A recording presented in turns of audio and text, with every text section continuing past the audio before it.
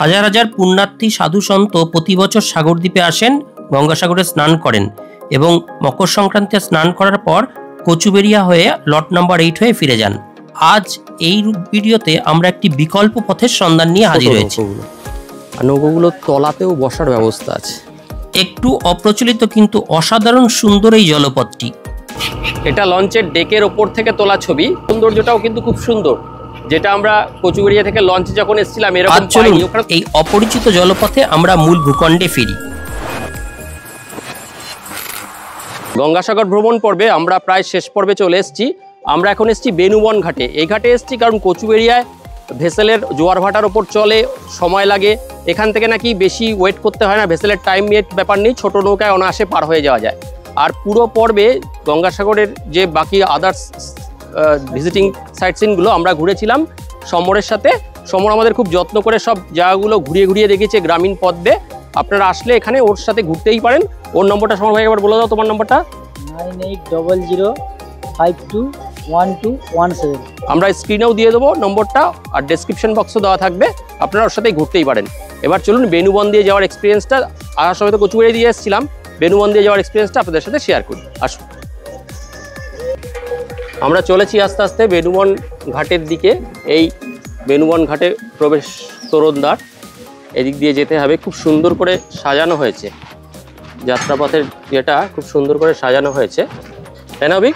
একদম দাদা, বেনুবন ঘাটের কিন্তু একটা অন্য বিউটি আছে, মানে যেটা আপনি কচুবেড়িয়াতে এলে এই চারপাশের যে সবুজ সবুজ ঘন জঙ্গল, চোখের যে শান্তি, কচুবেড়িয়াতে কিন্তু আপনি কংক্রিটের জঙ্গলের মাঝে থাকবেন, আর বেনুবনে কিন্তু একদম সম্পূর্ণ শান্ত। তবে এখানে কিন্তু একটা জিনিস ভালো, যে একদম সামনে কিন্তু টয়লেট আছে, মানে যেটা আজকে আমাদের সময়ের অভাবে দেখাতে পারলাম না। কচুবেড়িয়াতে এলে আপনি যে খাবারের দোকান পাবেন, যে ওখানেও কিন্তু বিরাট বড় শপ কমপ্লেক্স ছিল। হ্যাঁ, ওখানে কচুবেড়িয়াতে যেটা খুব বড় করে আছে, এখানে হয়তো ছোট, কারণ এখানে তো খুব বেশি যাত্রী হয়তো যাতায়াত করেন না। যারা গঙ্গাসাগর টুরিস্ট আসেন, সাধারণ পর্যটকরা তো সেরকম ভাবে খাওয়া দাওয়া করবেন না, মানে সাধারণ মানুষ এখানকার যারা আছেন ওই সুযোগ সুবিধাগুলো সব নেই না, কিন্তু আছে, কিন্তু খাবারের দোকান আছে, আপনি চাইলে কিন্তু ওখানেও খেতে পারেন। ওটা নিয়ে কোনো চিন্তা করার কিছু নেই। এখানে নৌকোগুলো যা দেখলাম ভেসেল না, ছোট ছোট নৌকো, ট্রলার গোছের নৌকো। শুনলাম 100 জন হলেই এগুলো ছেড়ে দেয়, মোটামুটি বেশি ওয়েট করায় না। না, খুবই ছোট নৌকোগুলো, আর নৌকোগুলোর তলাতেও বসার ব্যবস্থা আছে।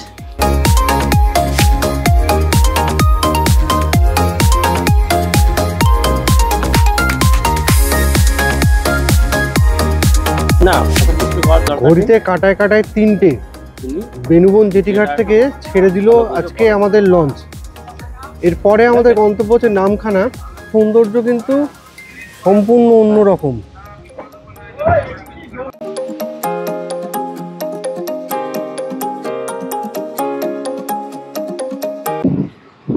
বেনুবন থেকে ছোট লঞ্চ ছেড়ে দিল, ঠিক 3টেই ছেড়েছে।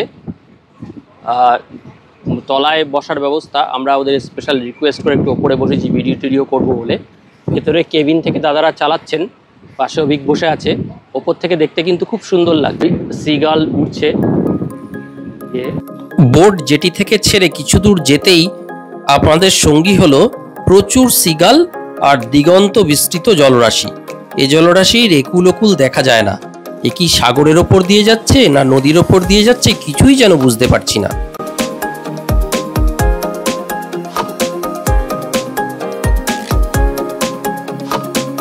ওটা কি ভাসছে রে, ফুটবলের মতো? হ্যাঁ,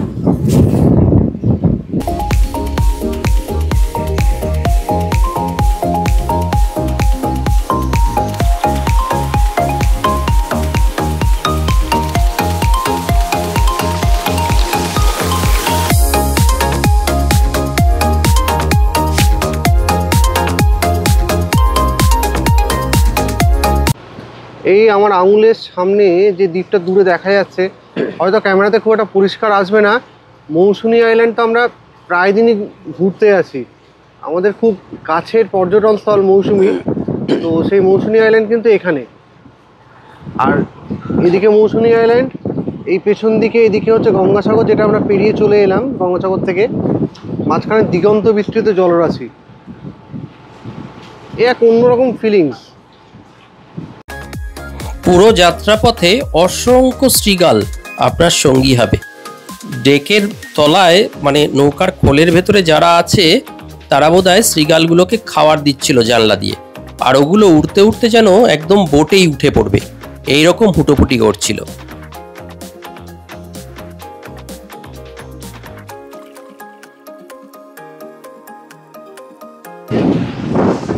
দাদা আমাদের কত ভাড়া পড়ছে দুজনের? 40 টাকা করে। আর আমরা পৌঁছাবো কটা নাগাদ? 4:10 দিকে।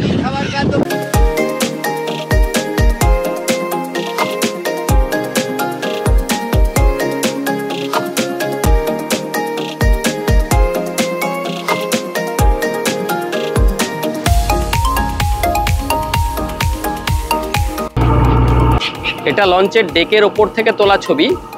সাধারণত ওনারা পারমিশন দেন না, আমরা বলাই যে একটা ইউটিউব চ্যানেল আছে, ফেসবুক পেজ আছে, সেই জন্য ওনারা দিয়েছিলেন। ওপরের সৌন্দর্যটাও কিন্তু খুব সুন্দর, যেটা আমরা কচুবেড়িয়া থেকে লঞ্চে যখন এসেছিলাম এরকম পাইনি। ওখানে তো ভীষণ ক্রাউড, লোকে ভিড় ভাড় ঠেলাঠেলি। এখানে পাশে লঞ্চ চলছে, সিগাল খাবার দিচ্ছে তলা থেকে, যারা তলায় বসে আছেন খাবার দিচ্ছে, উড়ে বেড়াচ্ছে। এই বিউটিটাও কিন্তু দারুণ। আমার একটু ঠান্ডা লাগছিল, ওপরে খুব ঠান্ডা, খুব হাওয়া।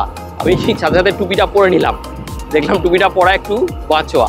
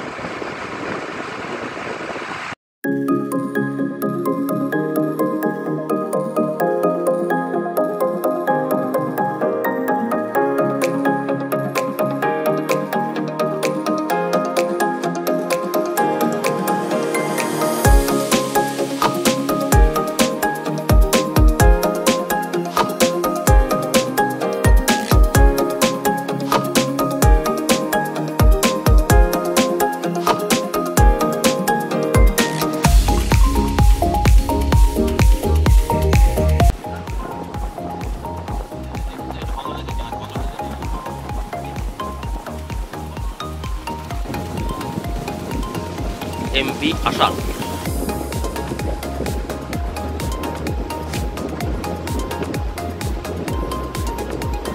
আল্লাহ সর্বশক্তিমান। সব করাই তো বাংলাদেশের জওয়ান। হ্যাঁ, এটি বাংলাদেশের জলযান।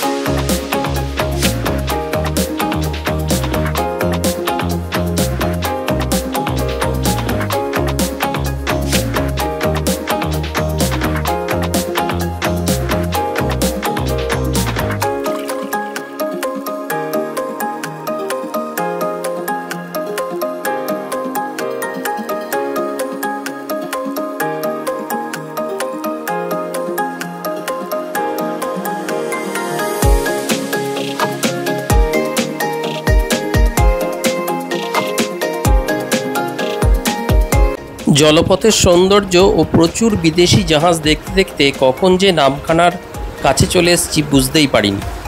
কিছুক্ষণ পরেই কিছু দূরে দৃশ্যগোচর হতে থাকলো নামখানার কাছাকাছি হাতানিয়া দোয়ানিয়াদ বিচ। আর কিছুক্ষণ পরেই আমাদের নামখানা জেটিতে নামতে হবে।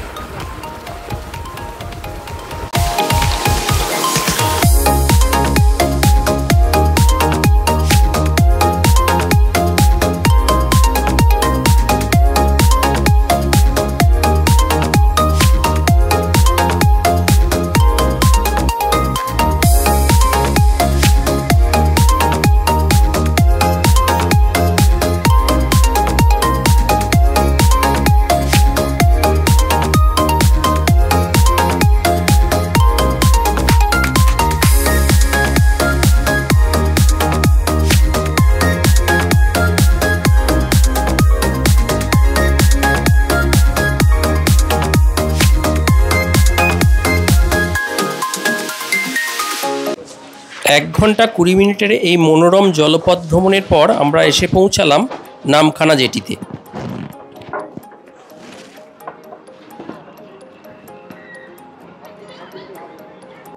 আমরা পৌঁছে গেছি নামখানায়। এবার এখান থেকে টোটো ধরবো। টোটো ধরে কোথায় যাবো দাদা? নামখানা স্টেশন। নামখানা জেটি থেকে আমরা টোটো নিয়ে নিলাম, নামখানা স্টেশন যাব, পার হেড 15 টাকা করে। অভিক সামনে, ড্রাইভারের সামনে বসে গেছে সিট না পেয়ে পেছনে। অবশেষে আমরা নামখানা স্টেশনে চলে এসেছি। ওপার থেকে সাগরদ্বীপ থেকে লঞ্চে বেনুবন থেকে আমরা নামখানা জেটিতে এসে এখান থেকে এবার আমরা আমাদের এই পুরো ট্রিপের লাস্ট যাত্রাটা স্টার্ট করব। ট্রেনে এখান থেকে শিয়ালদা যাব। তা এখানেই আমাদের এই সাগরদ্বীপের ব্লগটা শেষ করছি। আবার সামনে নতুন কোনো ব্লগে আপনাদের সাথে দেখা হবে। ততক্ষণের জন্য আপনারা সুস্থ থাকবেন, ভালো থাকবেন, এই কামনা করেই ব্লগটা এখানে শেষ করলাম।